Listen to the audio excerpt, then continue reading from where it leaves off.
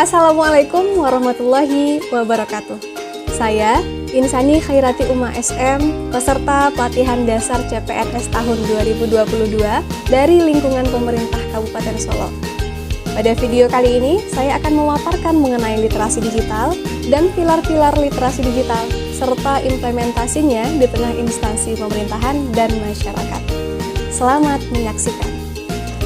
Transformasi digital yang telah dialami selama masa pandemi telah membuat banyak aktivitas dalam kehidupan kita berubah. Yang semula dilakukan secara kontak fisik atau luring, sekarang sudah banyak dilakukan secara daring ataupun secara online. Kondisi ini pun masuk ke dalam semua lini kehidupan, termasuk bermasyarakat dan tentunya juga aktivitas dalam dinas seorang ASN. Literasi digital merupakan kemampuan yang harus dimiliki oleh seorang ASN untuk mengikuti dan beradaptasi dengan perubahan-perubahan yang terjadi, termasuk di bagian teknologi, agar seorang ASN mampu dan kompeten di bidang digital.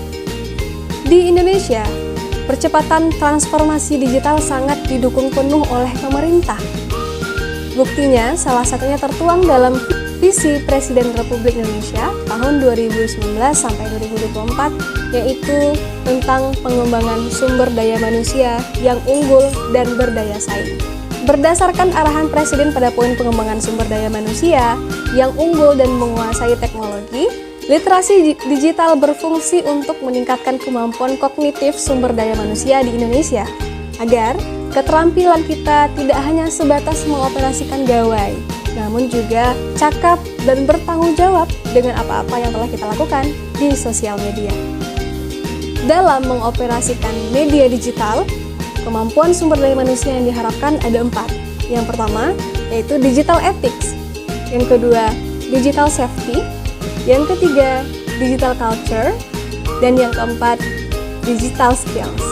Sederhananya, literasi digital merupakan kemampuan untuk mengakses, mengelola, memahami, mengoperasikan, mengkomunikasikan, mengevaluasi, dan menciptakan informasi secara aman dan tepat melalui teknologi untuk pekerjaan-pekerjaan yang layak. Di Indonesia sendiri, saat ini angka penetrasi internet persentasinya merupakan 73,7% masyarakat yang menggunakan layanan internet. Sedangkan masih ada di Indonesia masyarakat yang belum mendapatkan layanan internet, yaitu sebesar 26,3%. 4 pilar literasi digital. Yang pertama, ialah digital ethics atau etika bermedia digital, yaitu panduan berperilaku baik di ruang digital membawa individu untuk bisa menjadi bagian masyarakat digital, berada di domain kolektif dan informal. Etika tradisional yang biasanya kita lakukan adalah dengan berinteraksi secara tatap muka, berinteraksi fisik dengan masyarakat atau teman-teman atau kerabat-kerabat. Namun, ketika adanya transformasi digital, maka semuanya akan berubah atau mulai berangsur-angsur berubah. Dari yang semula tatap muka atau kontak fisik, sekarang cukup dengan lingkup digital saja, bertemu online, dan lebih luas tanpa ada batasan di dunia ini. Dalam digital ethics ini juga ada 4 kompetensi yang harus kita kuasai. Yang pertama yaitu kesadaran. Kita sebagai pengguna media digital harus melakukan sesuatu tindakan di dalam media digital itu secara sadar sepenuhnya. Kadangkala media digital membuat kita tidak sadar sepenuhnya dalam berinteraksi. Nah, karena itu, kesadaran adalah salah satu kompetensi yang harus dimiliki oleh setiap pengguna media digital. Yang kedua, yaitu bertanggung jawab. Tanggung jawab merupakan sebuah konsekuensi yang harus dilakukan ketika kita melakukan suatu tindakan di media digital. Nah, harapannya tidak hanya cakap menggunakan, tapi juga bertanggung jawab dengan apa yang kita lakukan di media digital tersebut. Yang ketiga, yaitu kebajikan.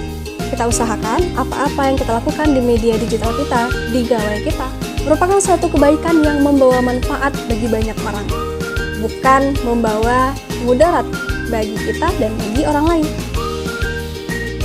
Yang keempat, yaitu integritas. di mana prinsip kejujuran ini sebagai seorang individu, apalagi sebagai ASN, harus selalu kita kemukakan, sehingga kita terhindar dari perbuatan manipulasi, dari perbuatan menipu orang, berbohong, plagiasi, dan lain sebagainya.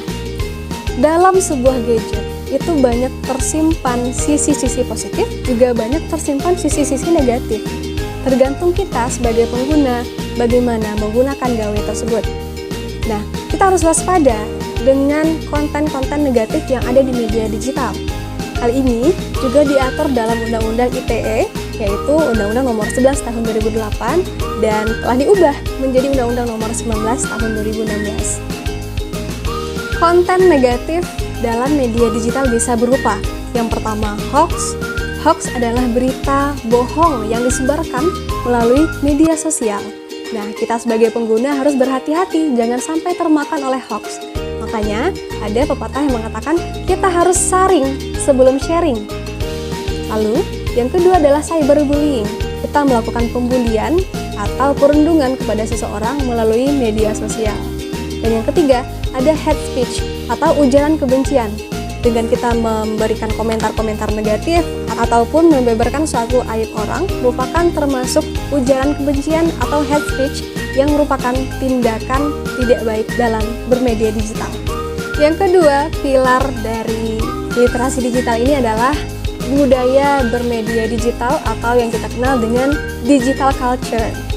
Ini merupakan kemampuan individu dalam membaca, menguraikan, membiasakan, memeriksa, dan membangun wawasan kebangsaan, nilai Pancasila, dan Bhinneka Tunggal Ika dalam kehidupan sehari-hari termasuk kehidupan bermedia digital. Masyarakat memanfaatkan teknologi informasi dan komunikasi agar tetap melaksanakan kegiatan. Karena fasilitas dan fitur dari teknologi informasi dan komunikasi ini memiliki keunggulan dan kemudahan untuk dipergunakan di tengah masyarakat kita. Bangsa yang sukses dan berkualitas adalah bangsa yang berbudaya dan bermartabat.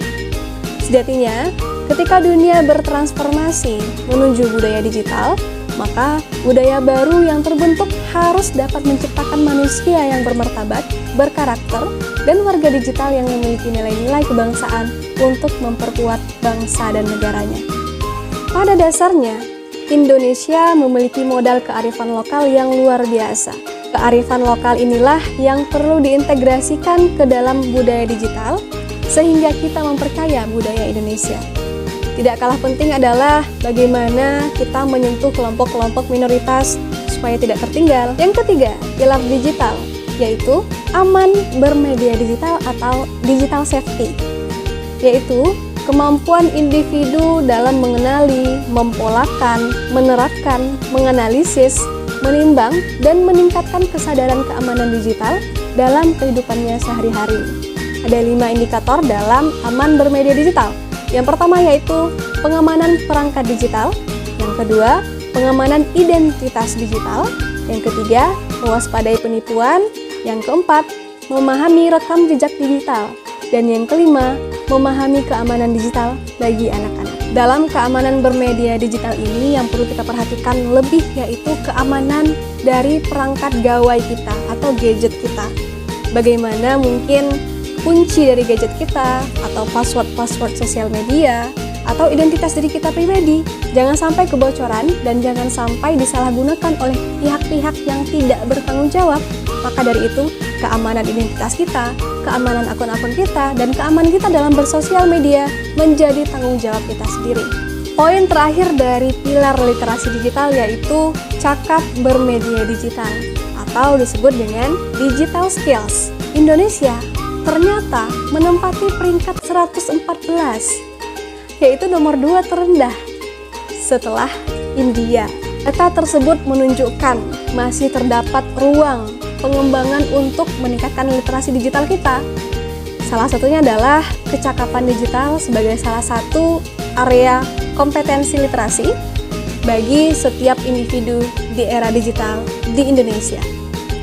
Beberapa contoh implementasi literasi digital dalam kehidupan kita bermasyarakat maupun dalam instansi pemerintahan. Yang pertama seperti absensi secara online, tidak lagi dengan manual, tapi absensi sekarang sudah secara online. Yang kedua, yaitu siswa tidak lagi hanya bisa belajar dengan tatap muka di kelas, tapi juga dengan daring dan melalui aplikasi pembelajaran. Yang ketiga, seminar dan pelatihan untuk meningkatkan kompetensi itu bisa dilaksanakan secara daring juga. Dan seperti yang keempat, pembuatan RKAS, rencana kegiatan dan anggaran sekolah, juga sudah ada aplikasinya. Yang kelima, seperti pelaksanaan PPDB, penerimaan peserta didik baru yang sudah terintegrasi sehingga kita bisa melihat kapan saja data-data yang masuk secara aktual.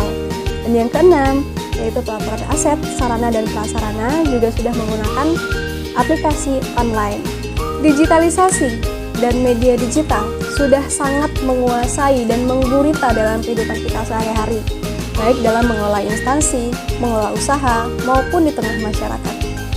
Hal ini tidak dapat kita bendung karena percepatannya yang sangat eksponensial. Maka dari itu, sebagai seorang ASN yang profesional, kita harus cakap dalam bermedia digital dan pandai memanfaatkannya dengan baik, sehingga terwujudnya visi Presiden Republik Indonesia, yaitu SDM yang unggul dan berdaya saing dalam kompetensi digital. Demikianlah pemaparan mengenai literasi digital dan pilar literasi digital serta implementasinya. Terima kasih atas atensi dari Bapak Ibu semua. Dan semoga video ini bermanfaat. Apabila ada kesalahan mohon dimaafkan.